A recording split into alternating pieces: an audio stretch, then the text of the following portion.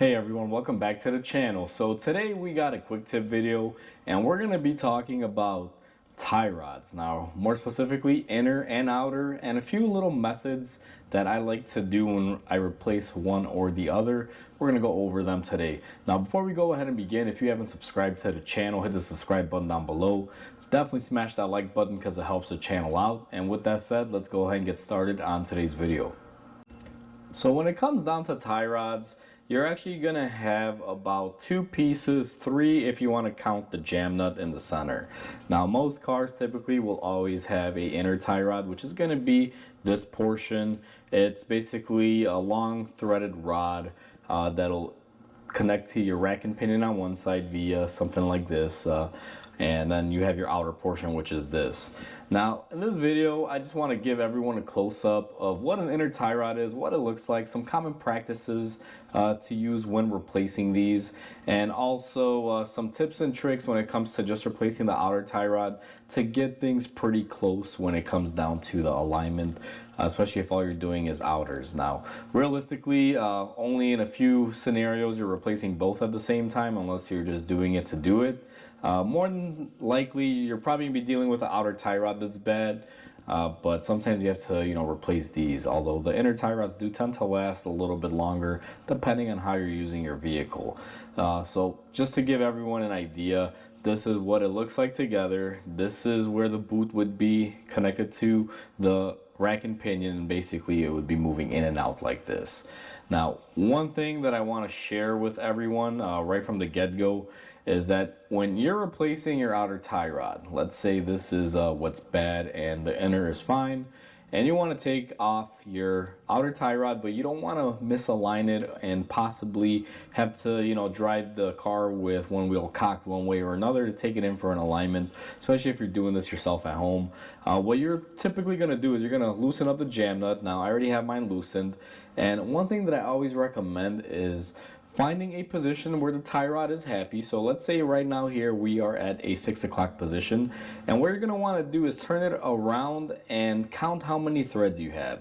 So typically in a scenario like this, what you would want to do is start at this position and go all the way around. That'll be 1 turn, 2 turn, 3 turn, 4 turn, and so on. Basically, if you count the threads and you match up your parts and they're similar in the length, you will get a really nice alignment, I guess you can say, or close to it.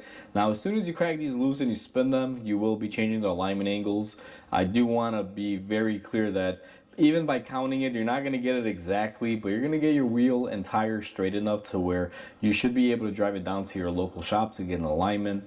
Now, if you're doing this at a shop, you don't have to worry about this if you have an alignment machine right there on hand. But even me, when I was working at a shop with an alignment rack, I still counted it because I didn't want to countlessly be spinning this. So even if you're a tech doing this professionally, or if you're at home a DIYer, always count the threads. It's a really good way to get things close enough. For techs, it'll save you time and grief on the alignment rack. And if you're doing this at home by yourself, you're gonna have a happier alignment guy that's not gonna be, all pissy and moody trying to upsell you or complaining that everything is too far off, and possibly extra charges for extra labor and whatever they might say. I've seen it all throughout the years. I've seen it where you take a car for an alignment and most shops see you did it yourself, and they'll charge an extra fee because they figure you're gonna have this all out of catawampus and it's gonna be super crooked and not even close. So the easier you can make it, the easier it'll be on you, whether you're a tech doing this full-time or a DIYer in a garage.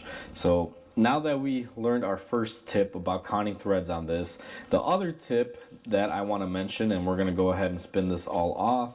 Now these have been taken off of a car already, so that's why things roll a lot easier. If you live in the Midwest or any Rust Belt state, they don't move that easy. So I'm going to set my inner tie rod down here for a second, and we're going to talk about our outer again.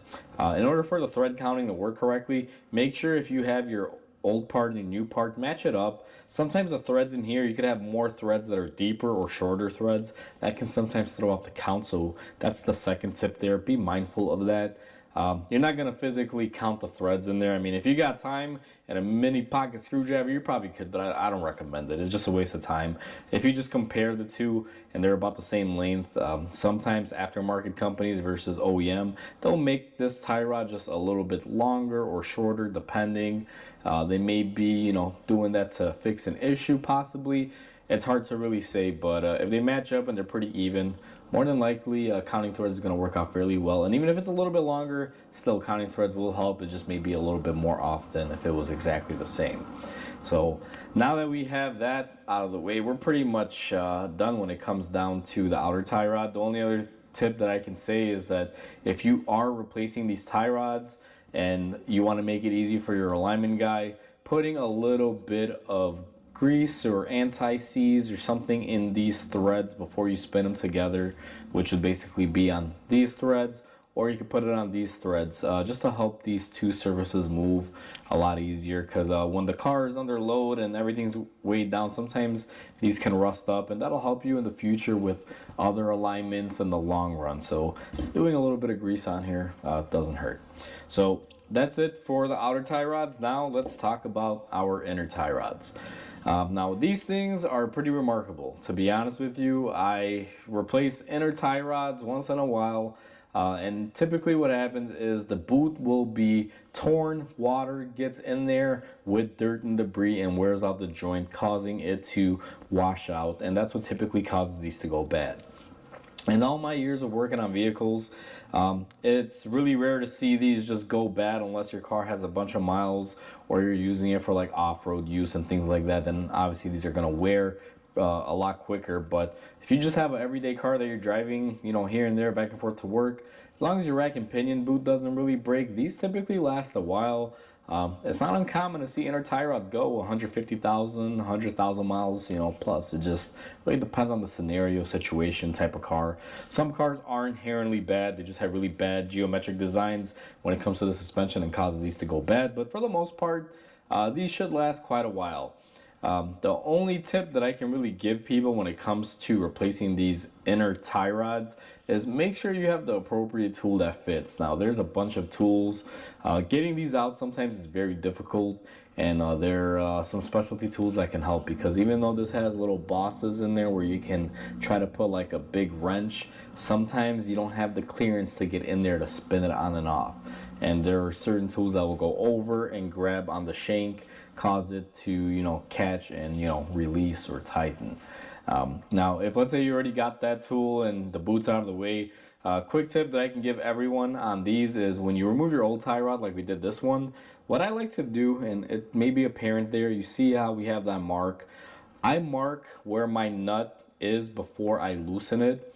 So that way when I reassemble my new tie rod that's going to go in the car, kind of like the spinning principle for the outer tie rod where you count the threads, this will do the same thing. If you have the same exact style tie rod and it has about the same amount of length and threads, if you measure where your threads were, you can take your new nut and spin it onto approximately around the same area to once again help you get it close. And whether you're doing this DIY or in a shop, is the same principle. It'll just make life that much easier.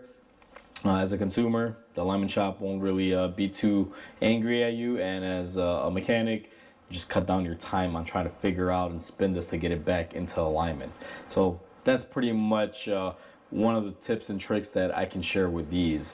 Another big thing that I also like to mention, because there's not a whole lot to this besides having the tools and this little trick by marking where the old one is, another thing to make sure is these have a lot of varying styles for locking them. You got to remember, this screws into your rack and pinion. If this isn't tight, you lose steering. So what a lot of companies will employ, or a lot of manufacturers, they'll have some sort of locking method. Now sometimes they have like a washer that'll go on with this, and you bend the ears back and it has like a center cut little circlip area that it locks on the rack so it doesn't spin, and then you fold it over on these bosses, keeping this from spinning out, kind of like a safety lock. But you don't really see that too much anymore. Sometimes you may have them filled with plastic from the factory, like a plastic thread locker and things like that. But what I always like to do and employ in my shop is that more than 90% of these, or 95%, will require some sort of Loctite. And I always recommend cleaning the threads on your rack and pinion with some brake cleaner. Make sure there's no oil, dirt, debris, any old Loctite residue or anything left on there.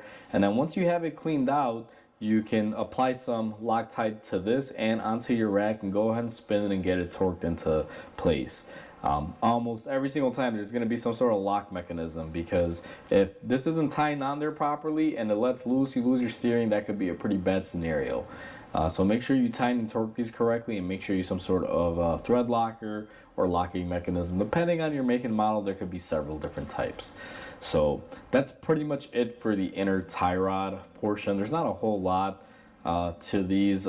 Commonly, this nut, if you do need one, see how it's a lock nut. Sometimes if you buy a really good outer tie rod, you may get it in the kit that comes with the outer tie rod. Sometimes you'll have to buy the inner tie rod to get it, or match it up at a hardware store. Now, I prefer to buy these and get them with either the tie rod or some sort of kit that's made for it. Because if you look at these jam nuts, they're a little bit wider.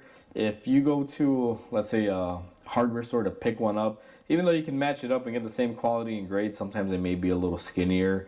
And there's even some cheaper tie rods out there that you buy inner tie rod. They'll give you a nut that's about half the width of this, and you can barely get a wrench on them. They round out really easily. So to save yourself a headache in the future, make sure you get something that has a nice sturdy lock nut on there. Like I said, if you buy the inner tie rod, you always usually get them with it. I don't think I've ever seen an inner tie rod that didn't come with this jam nut on there. And then some premium outer tie rods will also come with it. You're paying for it in the price, so they give it to you. So overall, that's pretty much my whole video. These are just little tips and tricks and things that I wanted to share with everyone. I wish I could include a bunch of the tools that they offer for these. It's quite a bit of different tools out there, different many methods, so I can't really incorporate that into this video.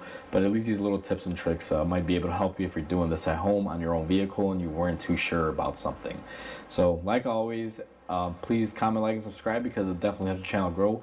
I hope everyone has a wonderful day, and I'll catch you on the next video.